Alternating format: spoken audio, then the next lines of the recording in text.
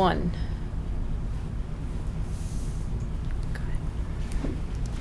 Good afternoon, Adirondack families. Thank you for joining us today. It's 2:02. This afternoon, we'll have an overview of our reopening plan, and at 6 p.m. And I will go over an overview of the reopening plan. In addition, we'll have a meeting on Tuesday, August 18th at 10 a.m. After the overview, I will answer the questions that have been submitted to us. Thank you very much for your questions. We have responded to those who have submitted questions thus far. Today I'll read some of the questions that I have that have a common theme in regards to the reopening, as some people had a lot of the same questions. And you can continue to submit questions at acsreopening@adirondackcsd.org. And we've had that on our website now for a couple weeks. So you can continue for the next few weeks to submit questions to us. And you can also call your child's particular school that they will be attending for answers. We're still working on some things in regards to the beginning of the school year, and we'll continue to do that in the next few weeks. But for those of you who have submitted questions, we've been able to get back to you in a timely manner. So thank you very much for submitting those questions. Thank you for being understanding. As mentioned, we have to work together in order to have a safe reopening in September. So we appreciate it very much. We appreciate your patience. We appreciate working together. And I thank you for your comments in the questions that have been submitted.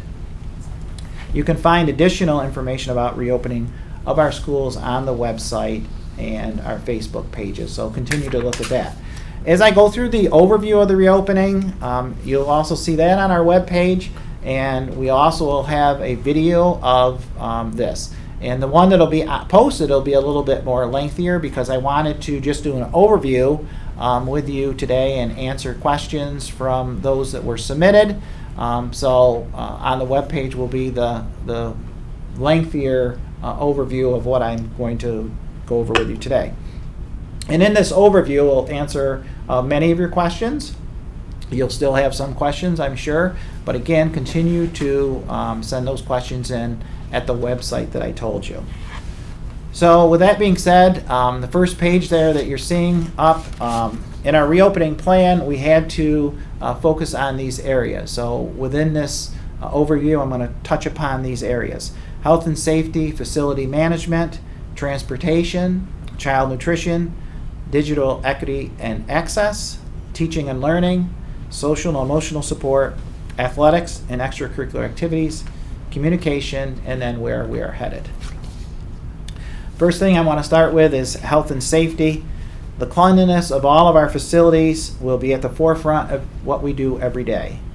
We'll provide a clean environment throughout our school buildings and on our buses. Daily reminders will include signage and verbal announcements. Hand washing and hand sanitizer, students and staff will be reminded and encouraged to wash their hands often, specifically when they enter the building, using the restrooms, and before and after lunch. Hand sanitizer will be placed in all classrooms and common areas. And our school district has had hand sanitizers in our classrooms for a number of years.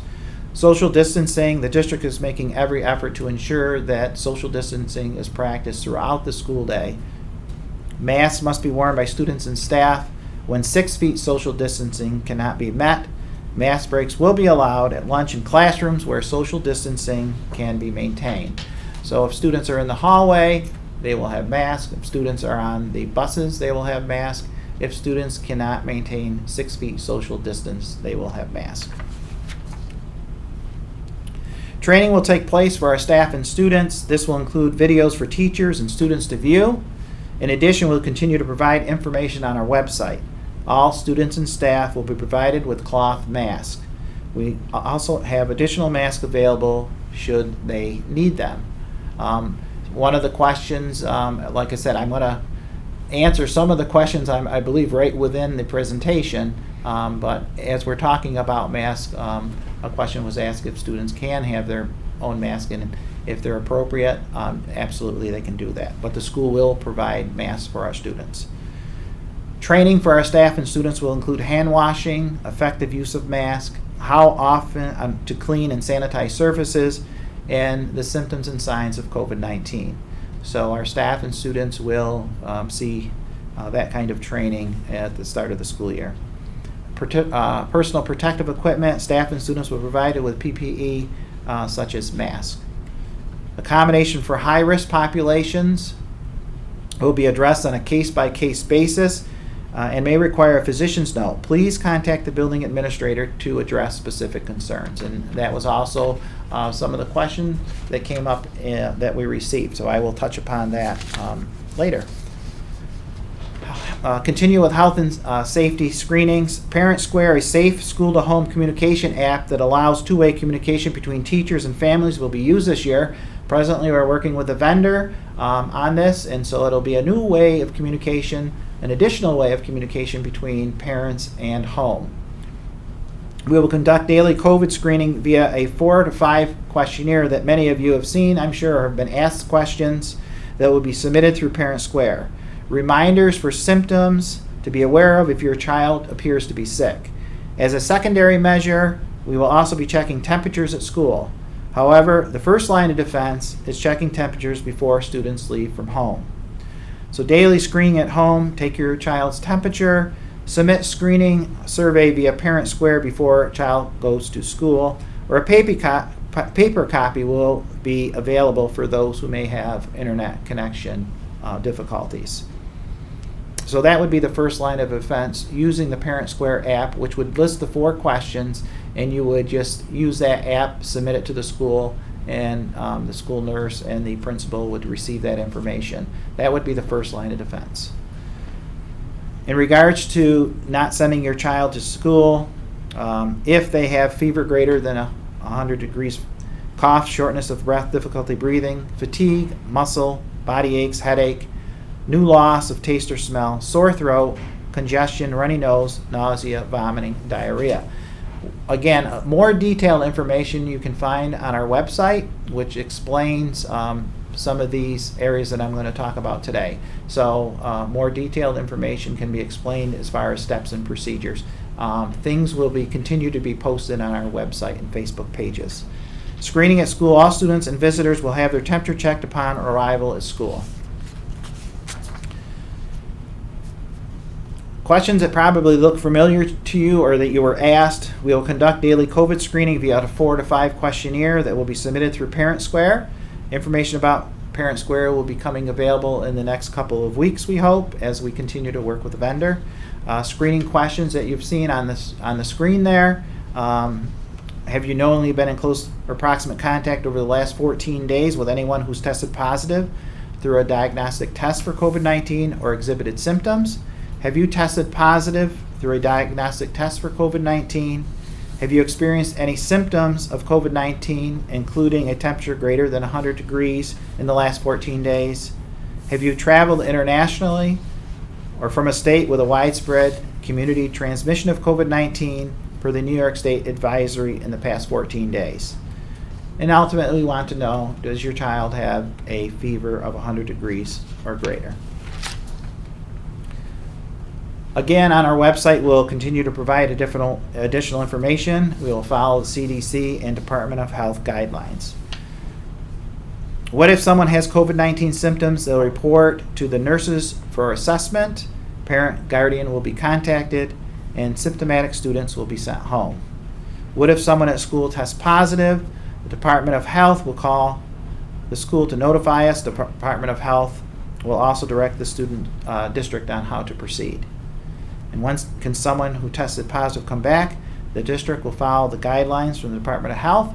It's also on a slide in one of our charts, and again, more detailed information explaining this step by step on our district website. This chart represents if an individual screens positive. In the box at the bottom, this means the following. So what I had just read on the previous page about asking those 4 questions that you would probably be familiar with in our everyday walk of life today. So you look at if the student tests positive, or if the student screens positive, that's what's in the box on the bottom. Okay, so there's 2 ways to travel down this graph. So if you look to the left, student sees a provider. So the person screened positive, they're going to see their provider. And let's say that the student tests positive for COVID-19. And then look down at the lower left, follow the Department of Health guidelines, which may include 10 days since symptoms began. Student has been fever-free for 3 days without use of fever-reducing medicine. And it has been 3 days since the student's symptoms began, including cough and shortness of breath. So once that has been established, that's when the student may return after those pointed items. If the student tests negative for COVID-19 per MD, note or testing. So in the middle of the page there, students may return. Student has been fever-free for 24 hours without the use of fever-reducing medication, and provider, there's a note given to the nurse. On the right side, student does not see a provider. So you look at the bottom, he or she positive screen includes those 4 areas that I mentioned. They do not see a provider. What happens? Student may return 10 days since symptoms began, and student has been fever-free for 3 days without use of fever-reducing medication, and it has been 3 days since the student's symptoms began, including cough and shortness of breath. Again, this information will be posted.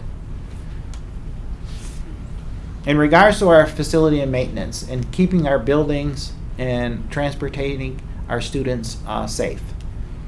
As mentioned, the district will be cleaning our buildings throughout the day and at night. Detailed attention will be focused on high touch frequency areas. Our filtration system within our buildings meets the requirements for air, and we will continue to monitor this every day. The district has an enhanced detailed cleaning schedule with special attention to frequently touched areas such as door handles, railings, drinking coolers, hand washing faucets.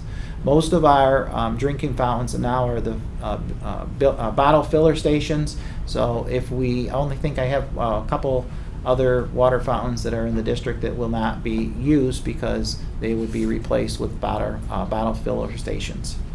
Air filtration, the code would require 10% outside air, which will continue to be maintained and exceeded if possible. And plastic barriers, any use of plastic separators would comply with the 2020 BCNY section 2606. So barriers we're talking about maybe in the cafeteria when the students are eating lunch. Throughout the buildings, there will be signage and reminders for all to see. We will limit the number of visitors to all of our buildings. If you need to come to the building, prior arrangements will need to be made. We want a safe environment for our students and for our staff.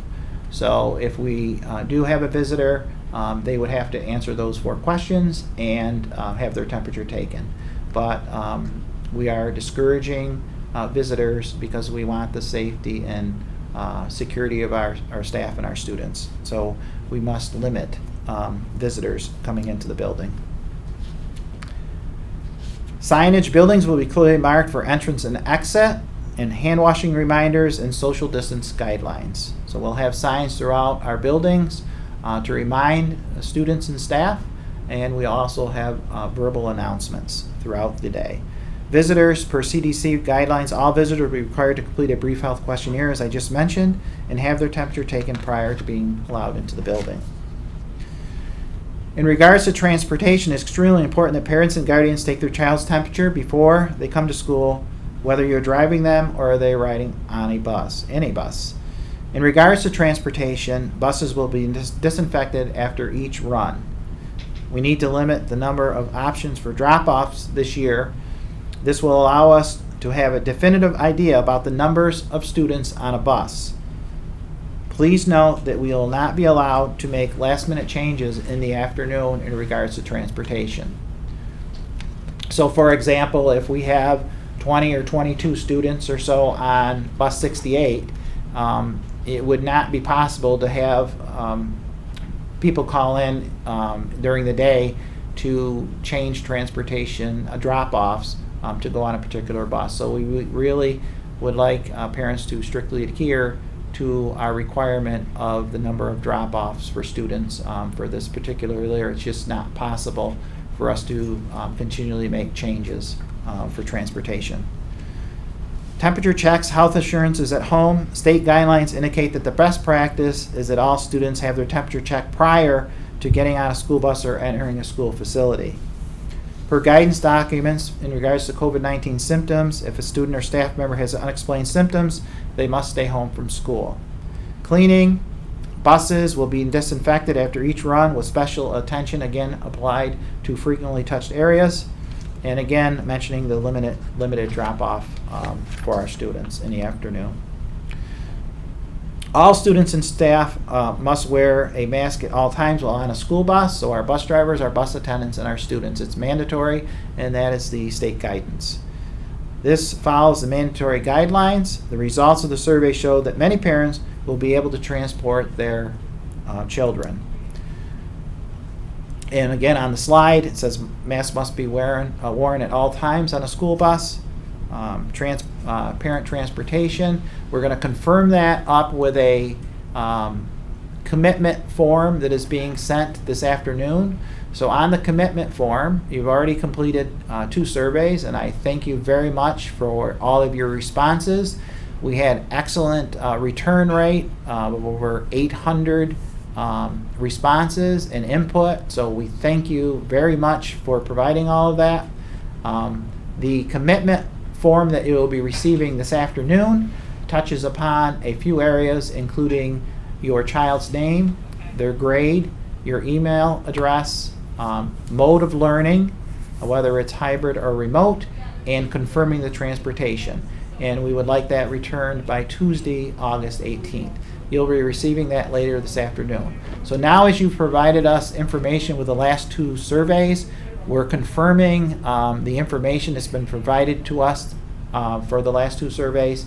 And so we would appreciate it very much if you fill out that survey, I'm sorry, it's not a survey, the commitment form to let us know your modes of learning for your children and transportation. So again, thank you very much for all the awesome feedback that you have provided the school. We truly appreciate it. If your child is presenting with any unexplained symptoms, again, on the bottom of that slide, please keep them home. In regards to child nutrition, meals will be provided for students. When students are scheduled to be in school, eligible, free, and reduced participants will receive the next day meal to go home with them. And of course, other students can always purchase meals. So unlike the spring, when we closed the school buildings on March 16th, anyone in families that were living in the household under 18 were provided with a breakfast and lunch. And that was what the rule or procedure was then. And now it's back to, if you receive the free or reduced lunch, it's for those individuals who are eligible. So that paperwork that you normally get for the reopening of school, when you fill that out, that will be provided to you. So meals will be provided for both in-person and remote learners. Students will have access to meals. However, families that are not eligible for federal free and reduced lunch programs will be charged meals as they were previous, as I just stated. Hybrid learners, families can choose to take the meal home from the cafeteria for the remote learning day. And remote learners, families choosing to join the meal program, will need to pick up meals at that particular school. And you can send any questions or concerns or call the school cafeteria director. Digital equity and access. We know that in the spring, some of our families do not have reliable internet, and you provided great information in the surveys previously in regards to internet connectivity and hotspots. So we'll talk a little bit about that. Student devices. All hybrid and remote students will be offered a mobile device to use at home to support their learning. Internet access and hotspots. To enable students with success with remote learning, the district will be purchasing hotspots. These hotspots will only be given to households with unreliable internet or limited data, and it will only work with a school-provided device. And again, as I go through this, I'm answering some of the questions that I know we received, because there were questions about hotspots and how you would be able to get those. So you would need to get a hold of your building that your child would be attending for assistance with that. We found that in a survey that probably over 100 families would benefit from a hotspot. So again, when we drill deeper into our questions and your responses, we think that a hotspot will help many of our families. It may not resolve all issues, but we think it'll help a lot of our families from the information we receive from you. So we hope that will be very beneficial for those families who can benefit from that.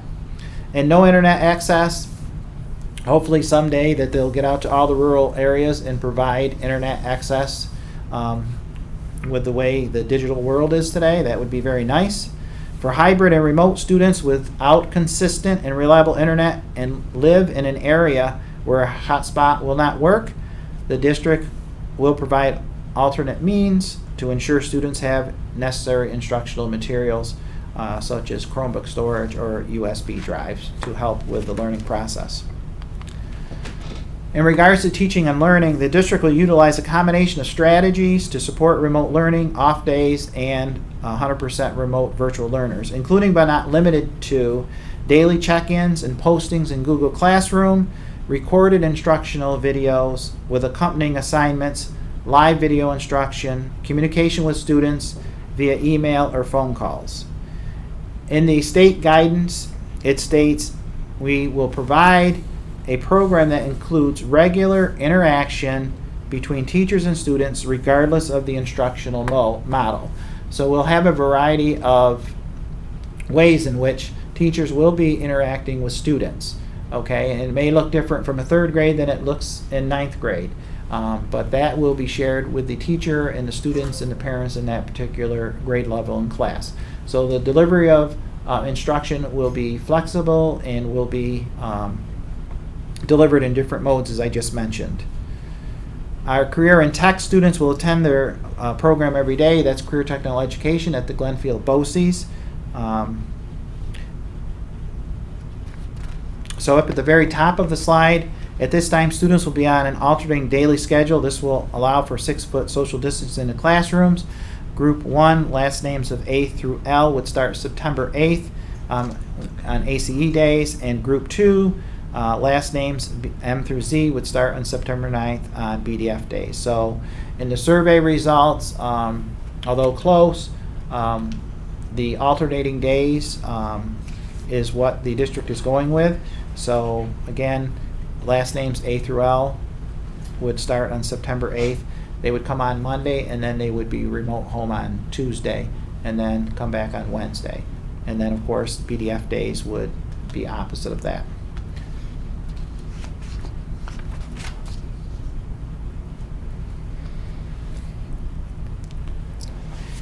In our survey, individuals stated that they wanted students to be able to participate in other courses in addition to the content courses. So all students will receive instruction in the core content areas as well as art, music, library, physical education, and electives. And again, this was some of the questions that were asked that sent in. Will my child be receiving some of the other courses? In fine arts, the district realizes the importance of all instructional areas.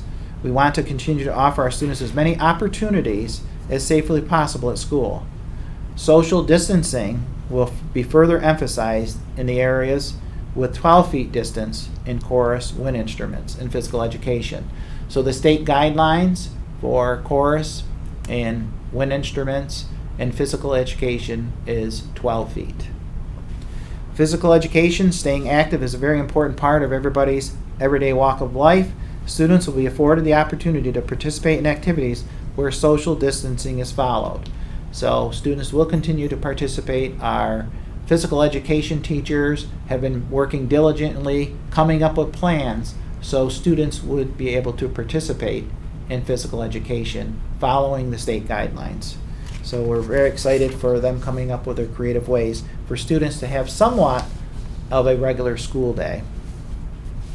Attendance on a student's remote day, it is expected they will log into a Google Classroom.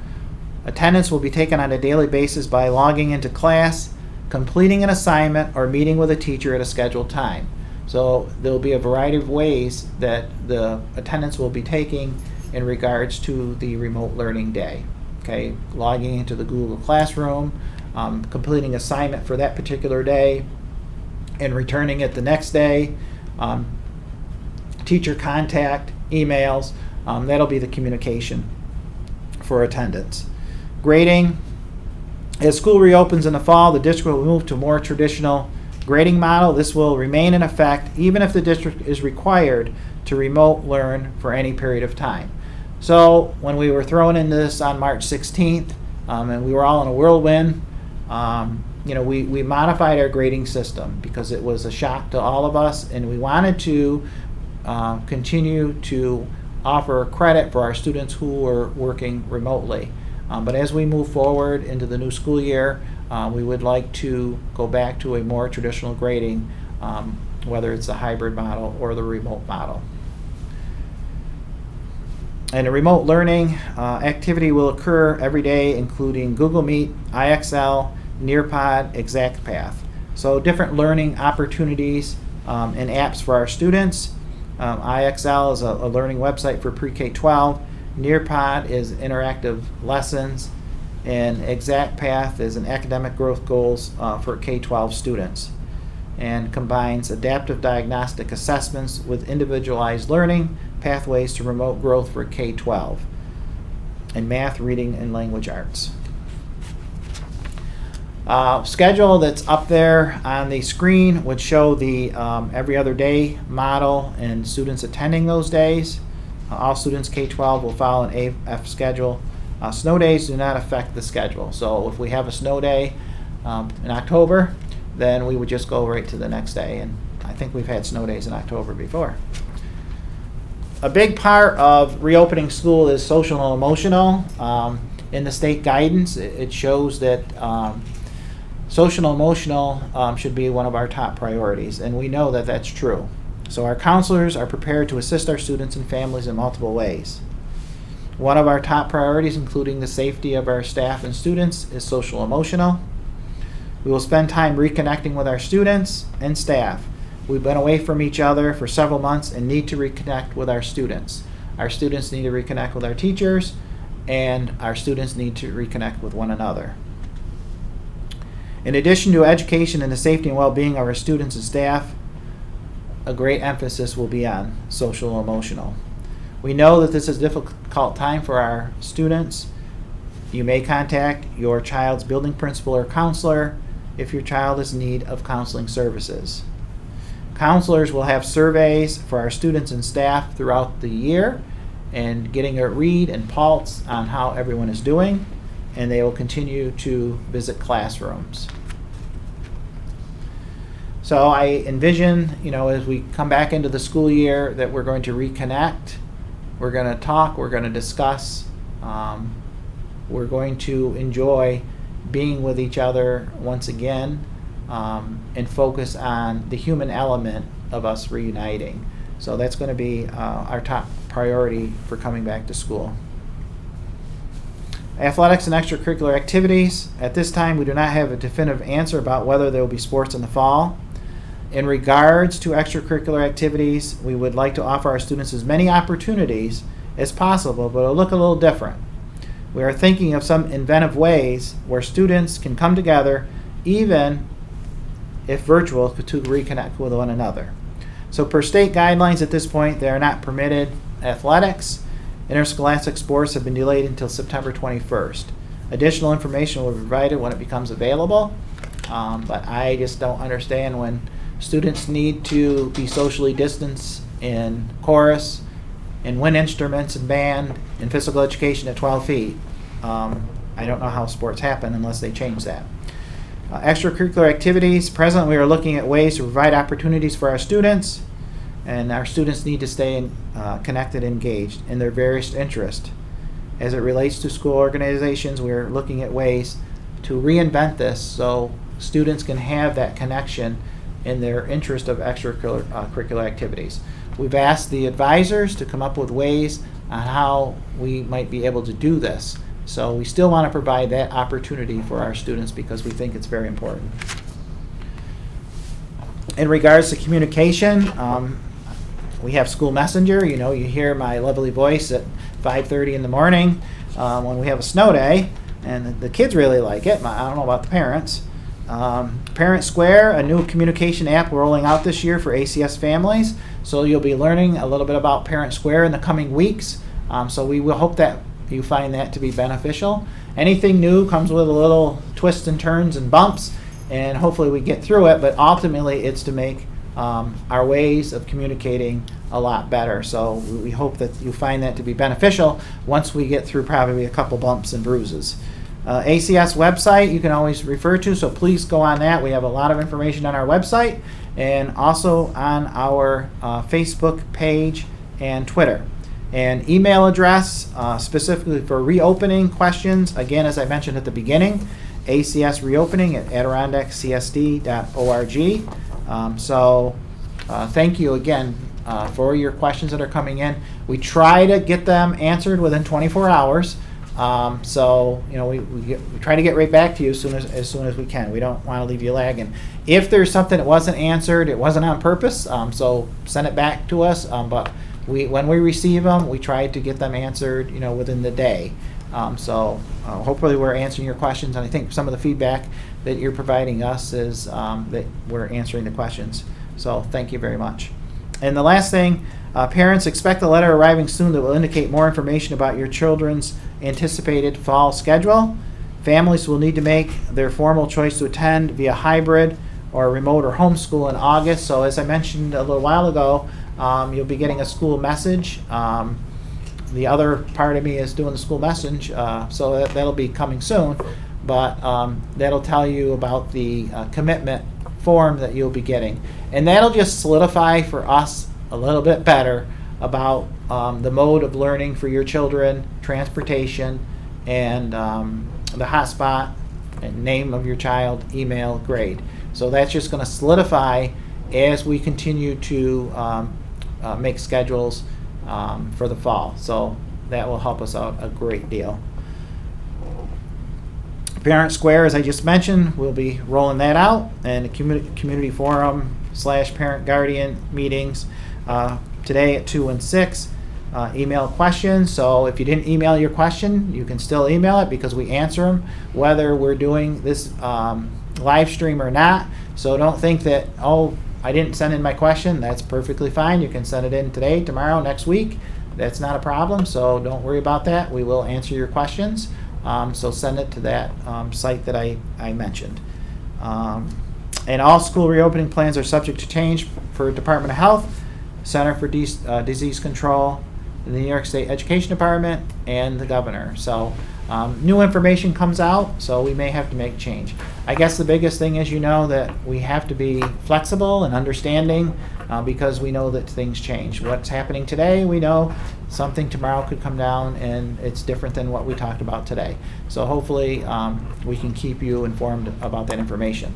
When you find out information in the newspaper or radio or television, that's when we find out. We don't have any special hotline that they send it to the schools, unfortunately. So you may even hear about it before me, because if I'm in my office and you're home and I don't have the TV on, I probably find out when I get home. So we don't have any information probably before you do. So, but if we do get that information, we will get it out to you as soon as we can. So thank you very much for that. So what I'm going to do now, once I get my papers together here, is talk about some of the questions that we have. So I have questions here. So some of the questions I'm sure that we were able to answer within the overview that I just gave. And so highlighted here is what I'm reading, right? Do you want me to read you the question? You read the answer? What's that? Are they the same here? Read the question for you. Can you read the answer? Are these two, right? The highlight. Yep. Here's the question. Here's the answer. Okay. All right, we go in here. All right, so is it possible for multiple kids in one household to choose a different learning experience? You can make a different decision of hybrid versus remote for each child depending on their needs. Are you going to treat every cold symptom as COVID-19? The CDC has outlined the COVID symptoms that must be considered.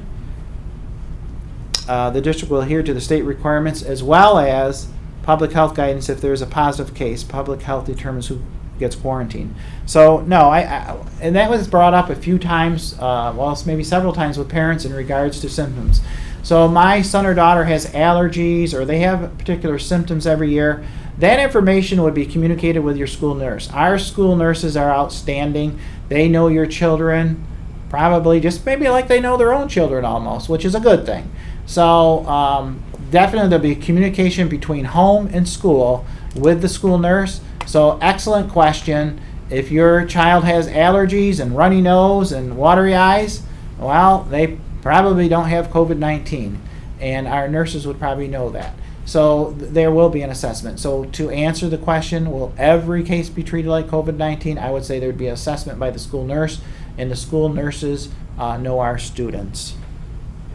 What is the school day going to look like for all grades? The school day will vary greatly for all grades and subject areas.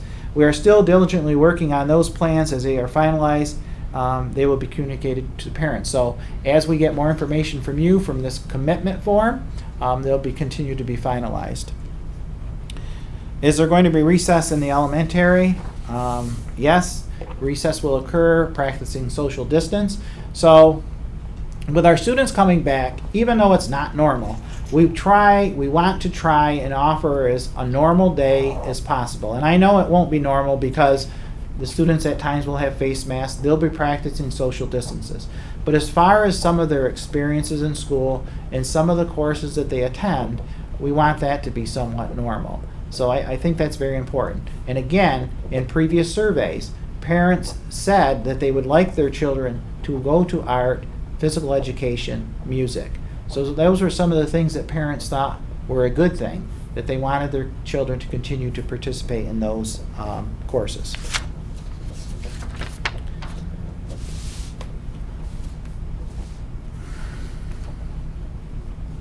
Okay, are we going to get something in the mail or anything so we can choose what learning we want for our kids? As I mentioned earlier, that'll be coming out in that message this afternoon. So you'll be getting that, and you'll have until August 18th to respond to that. Okay, so let's see. All right, are there going to be school sports? That was mentioned. September 21st is the date right now that they have in regards to if school sports will happen. They'll probably obviously make the decision way before then, I'm thinking. It was stated that the school will be providing masks. Are the students allowed to bring their own? If so, are there specific types required? They have to cover the mouth and the nose.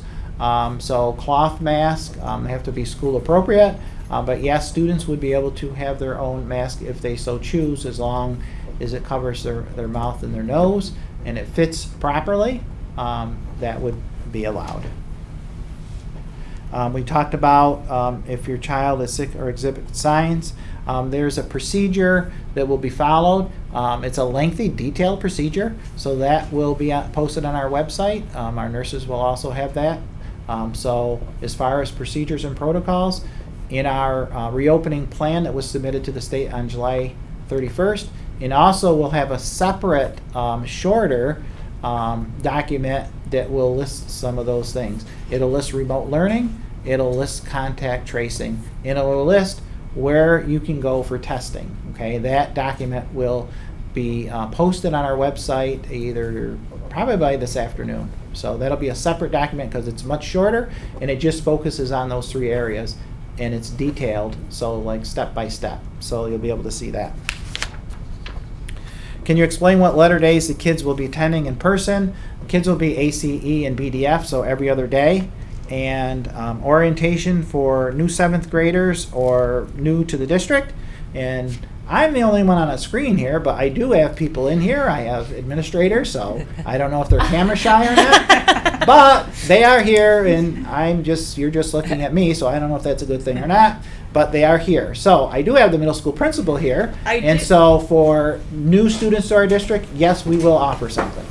Yes, new orientation will be August 26th from 9 to 11, and the guidance counselor will contact the new students' parents to remind them of that. 6th grade orientation is August 19th from 8 to 3 o'clock. Is that more about a convenience for parents that they can come in at any time that they choose from 8 to 3? And if parents could not make that particular date, then you just have to call the school and make arrangements. So just call the middle school I know we received a few phone calls, but if there has to be some other arrangement, please call the middle school, and I'm sure something can be worked out. Do you want me to So, answer the elementary question? thank you for that question, and I have one of the elementary principals that's invisible, and she will make a comment. There was a question also submitted for pre-K and kindergarten orientation, as well as elementary new student orientation. Those are in the works right now to figure out the logistics of that. But yes, pre-K and kindergarten orientation will be held. It'll be a little bit differently this year. We plan on focusing on new students with disabilities or alternative needs, such as OT, PT, or speech, as well as students who choose to go full remote. The teachers would like to meet the students in person, and that way the child is familiar with them when they see them on their screen. So details will be coming out early next week as far as dates, times, and procedures for that. And the 9th grade orientation at the high school will be August 25th from 5 to 7 p.m. Again, information will be posted on our webpage and our Facebook pages, and we got a lot of hits on those, so that's a good thing. People are looking at our webpage and they're looking at our Facebook page, so that's great. Again, one of the questions about offering art and music and physical education and wearing a mask and 6-foot distancing with those that I mentioned previously. Physical education, band, wind instruments, chorus is a 12 feet. We believe that we have that covered, so students would be able to participate in that. I probably should say we know we have that covered. Again, another question about masks. The desks are 6 feet apart in the classrooms, and so when students are wearing masks, if they are 6 feet socially distanced, they can have their mask breaks. But again, as mentioned earlier, they have to wear them on school buses, in the hallways, bathrooms, and where they cannot maintain social distance. Already touched upon, I'm looking at a question here about coughing and sneezing in regards to a nurse making that assessment. That's what will happen with that. Are they allowed to pack their lunches and bring water bottles to school? They can still bring their lunches to school, what they would normally do. Also asking about, as we're talking about cafeteria, the way we have it, students will be eating lunch in the cafeteria and probably gymnasium, so cafeteria and gymnasium. So that's where they'll be. We will have, in order to have the students in the cafeteria, we will have plastic barriers because of the social distancing, and then we'll have a backup as the gymnasium for also cafeteria. With water bottles at the elementary, middle, and high school, we're okay. Well, we'll speak for elementary and middle school. We'll ask how water bottles are okay because they will need to use the water bottle water fountains now. So.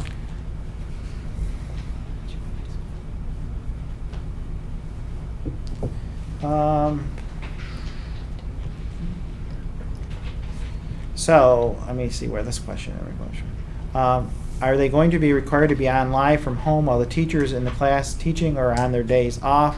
Will they just have assignments to do at home? I would say that's going to be driven by the teacher, and it could, as mentioned earlier, it'll be a variety of ways of doing that. Remote instruction will depend on the teacher, grade, and daily activity. For example, a math teacher may want the remote students to log in every day and participate, whereas in another section, they may want a student to read or complete an assignment on a certain day. It will be fluid, and the teacher will communicate their expectations with students. So, and this is the reason why. We know that parents work. We know that students go to babysitters. So if I'm on in 3rd grade and I want the 3rd grader to be on at 9 o'clock, it may not be possible. So we need to be flexible in our delivery of instruction because we know that there's some barriers that are in place. So that's why we're offering a little bit of flexibility of synchronous and asynchronous learning. So there will be some flexibility, and that will be communicated with the teacher and the student. We do know at the secondary level particularly, I think where we could do a more consistent pattern was looking at the daily schedule. So if I have ninth grade English first period, I look at that, and if my ninth grade English teacher wants me to join a Google Classroom, that has to be that student's schedule for that time period, because that student can't have his science teacher also want to join at first period, during the first period. So as far as a more consistent time when students will be connecting, and particularly at the secondary level, it would be following their schedule. If the teacher is doing a Google Meet, if they're having them do watch a video or recording or email or office hours connection with the teacher. So I would say that that schedule would be a little bit more definitive than it was in the spring. As I mentioned in the spring, as we were thrown into this, just trying to keep our head above water and trying to have some sort of connection with our students and try to continue the learning. In some areas it was excellent, and there's areas that we know that can improve, and particularly those areas where people do not have internet connectivity. But what the school district has done, hopefully, like I said, at least with over 100 families, is the hot spot. And as I mentioned, you need to contact your child's school in regards to the hot spot. Again, these questions, as they were coming in, we are also responding to the person who sent them, but I'm sharing because you might have some of these questions that you were going to ask or you didn't ask. So some of the questions and answers that I'm giving, the people who responded should have received a personal email back. If you responded probably if you sent an email like in the last couple hours, we probably haven't gotten to those emails yet, I don't think. So, we will. So if your question isn't answered right now, you will get an answer specifically to your email. But I'm trying to address some here just for the general populace, so maybe other people have the same kind of questions. So that's what I was trying to do, is the questions that seemed a little repetitive for parents, I think would be good to share those responses. So that's what we're doing. But again, if your question is not answered, you will get a personal response from us. And if you have other questions, please continue to send them. So we may not have every question right here now. We'll see what we get at 6 o'clock also. But if your question is not answered on this live stream, it will be answered personally. And some, in regards to students with disabilities, are more specific or student driven. Those will be answered from the CSE department. So I know there was some special education questions. So those questions will be answered also, just like all the other questions. So we, as a team effort, where it's specific to a particular area, we'll have that person join in answering that question. So like I said, we might not get all to the questions here right now. We will be back at 6, but you will be getting a personal response to your questions. And so far it's worked out. My 2 children will be dropped off at school in the AM. I'm wondering if I need to send a note for them to walk home. So with that one, once you, if your child is close enough to school where they walk, you send a note in, and we call it that your child is a walker as we dismiss in the afternoon. There's certain areas where they go. So once you write that note, you don't have to write the note every day. Again, about face mask, the district is providing 2 face masks for students on the first day of school, which are washable. So the students, will need to wear a face mask to school on the first day, but we are providing 2. If your child ever forgets their face mask, loses their face mask, they will be provided with a face mask. If they're on the bus, they have to wear a face mask. We will provide a face mask if they forget the face mask, if the face mask falls off, if the face mask, if they lose it. So there's no concern if your child gets to school and you dropped them off and they lost their face mask, or they lost it in the hall or something. We will have additional face masks at school.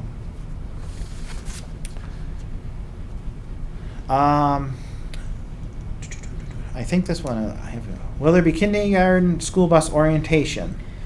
So yes, they're working on that. So I know every year we do the kindergarten registration and we do like a little bus orientation.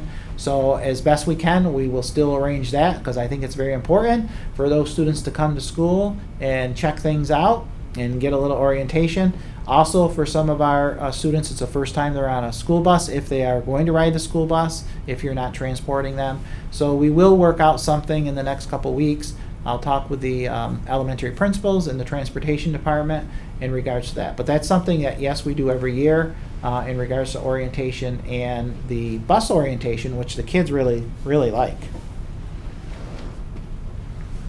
Again, talking about remote learning classes on a certain day or time, because as I mentioned earlier, some families work. We need to be flexible, and I don't want parents stressing out because they're at work and their third grader or fifth grader was not able to get on that particular time. We need to be flexible. That communication needs to happen with the classroom teacher. So they will not be penalized if they had to go to the babysitters or they had to go somewhere else and there was a disconnect.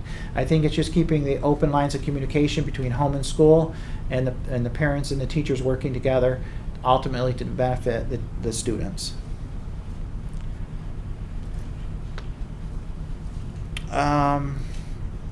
Does the online registration supersede the survey we filled out in regards to busing?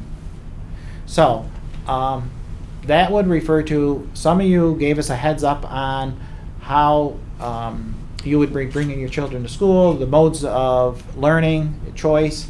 So again, the commitment letter form that you're going to get this afternoon kind of confirms that. So we will work with you, but we just really need more now of a solid, definitive answer in regards to the questions that are on that commitment form. It will not take that long for you to fill it out at all. As mentioned, some of the things on it are just relating to modes of learning, the grade of your child, email, name of your child, and transportation, just to confirm that up.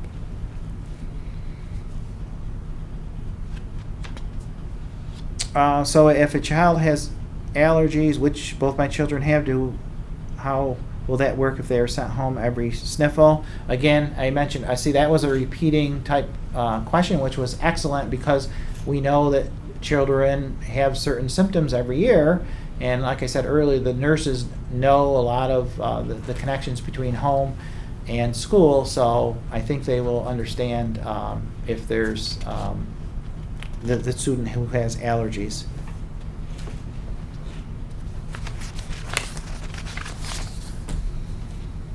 What date can I pick up my Chromebook if my child is going to be remote learning? In the coming weeks, we'll announce Chromebook pickup for fully remote students. So that will be coming out, that information will be coming out, so our students will be getting their Chromebooks in the coming weeks, if not the first day of school when they get here, but I think even in the middle school they might be getting an orientation. Middle school principal? Yes, they are. Students will be receiving their Chromebooks at sixth grade orientation. Okay, there's the answer to that one. So if we can get them to them, we will, but there'll be a definitive answer in regards to the Chromebook distribution, but we haven't given those out yet. Ninth grade will get theirs at orientation, and then remote As well. learners will be a separate day. But as for the hotspots, they will have to wait. If they're a 100% remote learner, they'll have to wait for their hotspot. If we don't let our kids come back right away, does that mean they have to learn from home the whole year, or can they come back when we feel they should be able to come back? Parents, you can have the hybrid model or if the remote learning model. We do need, we would like that commitment form because there would be a transition of going from remote to hybrid in regards to classroom, social distancing, and transportation. So hopefully with knowing safety measures and the social distancing that we have in place, as you make your decision on what you feel is best for your family, we'll be able to, again, like I said, solidify our schedules and transportation and the next couple of weeks.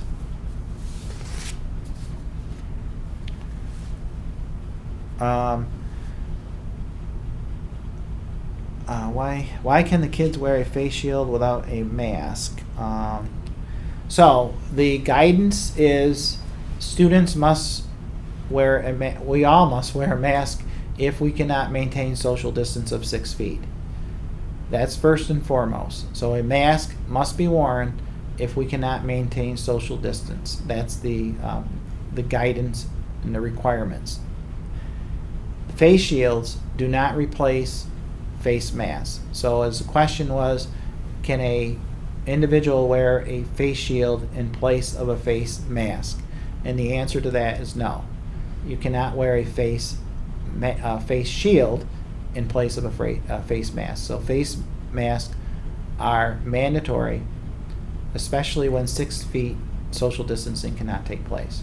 So I don't know if it's allowed somewhere else where you can wear a face shield and not a mask. It's not allowed in school. You can wear a face shield and a face mask, but you cannot just wear a face shield. So that's not allowed. It's not my rule, but that's the state guidance that the face mask is required. Face shield does not take the place of the face mask. So excellent question. I'm glad we can clarify that.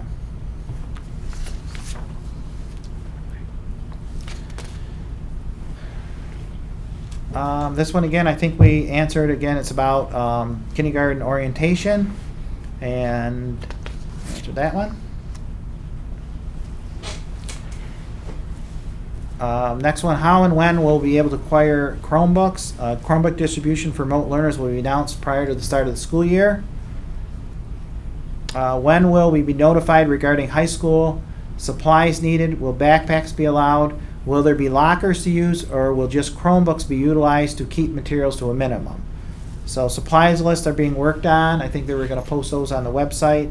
Backpacks are allowed, and students will use lockers, but we hope that's on a limited basis because lockers are so close together and maintaining social distances. So lockers or cubbies should be used to a minimum because of social distancing. So I wouldn't think that students would be going to their lockers every period.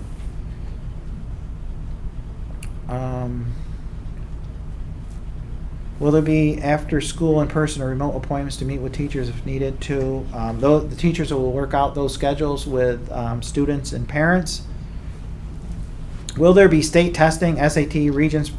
When will that be determined?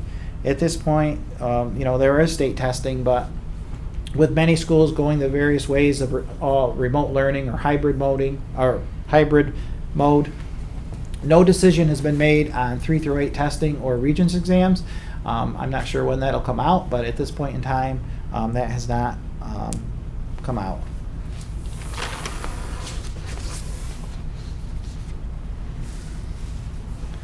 Okay.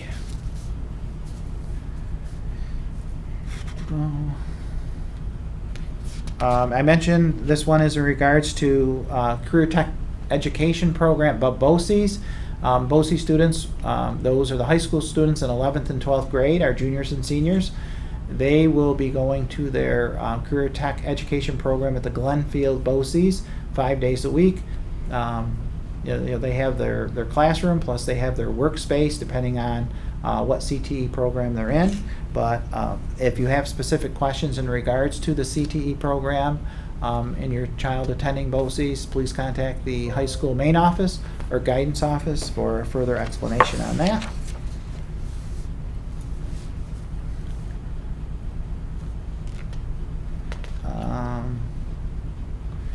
I think this one is referring to students who are receiving extra help in different areas. So again, we will have also some new programs that will be available to our families in regards to online learning. So we'll also be pushing that information out to individuals to help our students. And again, that connection between home and school with the parents in regards to your child's individual learning. Can I add something to that? Yep.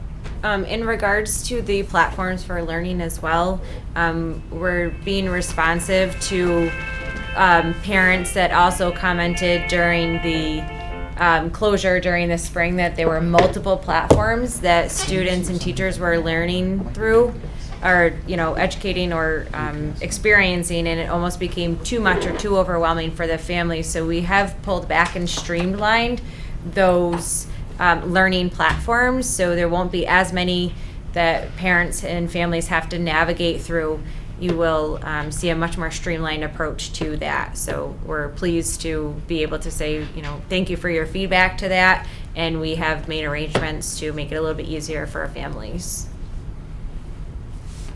Okay, sorry about that. It was me. I just had a we had a delivery, so I'm in the middle of this, and so yes, we are live. UPS is here. So, I was checking. I wasn't being rude. It's just I got a delivery, so so that's what happens when you're. It's probably live, the masks. So, it's all our masks. So sorry about that. I'm not being rude. It's just that we got a delivery here, so I'm here.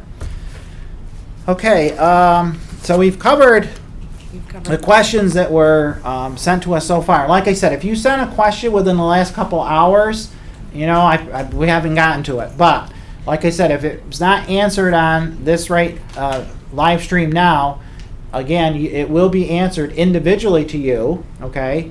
Plus, we'll be on again at 6. So I'll again go over the overview, just because I think it's important for people to get an overview of the reopening plan. Now, what's on our portal on our website is much more detailed than what I could do right here for you, because it would take us a while to go through that entire document. So what we did was provide a summary of the topics that I started with at the beginning of the live stream. I'll do that again at 6 o'clock for those people who didn't join for this one. And again, Tuesday, the 18th, we'll do it at 10 a.m. So we try to choose times where it would work in people's schedule at 2, 6, 10. And again, your questions through the reopening site, we will continue to answer those, every day that we get them. And like I said, we try to do that within a day. And so we'll continue to do that. So again, thank you for sending those questions. And if you didn't get a response within the last couple hours, you will get one, like I said, within the next 24 hours is the way it's been working. So I would like to say thank you for your questions. If your specific questions was not answered or you have a follow-up question, please email us again at acsreopening@adirondack.org. Again, a lot of them, I didn't want to get into answering questions within the summary overview because I'd be stopping and going a lot. But I was hoping when I was going over the summary review that some of the answers to your questions would be in there. So hopefully they will, or they were. School Messenger, as I mentioned earlier, will go out this evening and will contain a commitment form for your child's learning choice and needs. Please complete and separate form for each child by Tuesday, August 18th. Again, thank you very much. We had over 800 responses from the second survey, which was really giving us an idea of the questions that were asked in regards to modes of learning and transportation and hotspots. It truly helped us out as we prepare, as we ordered things. I would tell you that we have a great deal of stockpile in our cleaning supplies for the school year. We have masks, we have other personal protection equipment. So we have the stock at our school. In regards to temperature checks, we will have scanners and we will have infrared temperature checks. So that just is one more safety net for our families, for our faculty and staff. So we hope to have all that in place, obviously for the start of the school year. So that'll be another layer of safety. If you do not receive a message that I am sending out here shortly with School Messenger, please call your child's building. So hopefully you'll see it on our webpage or Facebook page. The short commitment form which won't take you that long to fill out. So thank you very much again for doing that for us and giving us an idea of where we're headed for September. Again, thank you for your questions and support. have a wonderful evening, and I'll go over the overview again for the reopening at 6, so that'll probably be the first 20 minutes or so. So you're obviously more than welcome to join us, but that's what I'll do for each one of these meetings. I'm going to go over the reopening summary, and then I'll go over some of the questions.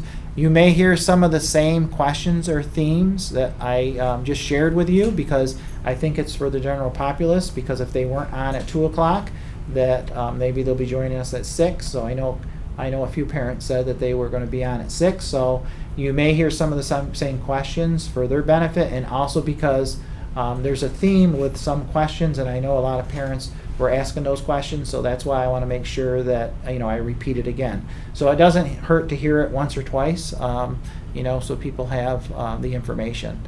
So I want to thank you very much for being with me and my fellow administrators, who are apparently a little camera shy this evening. You'd never know it because they're not quiet any other time. So again, thank you very much, and again, continue to send in the questions, and if you need something clarified, please let us know, and we'll follow up with an answer to any clarifying information. So thanks again, and have a great afternoon.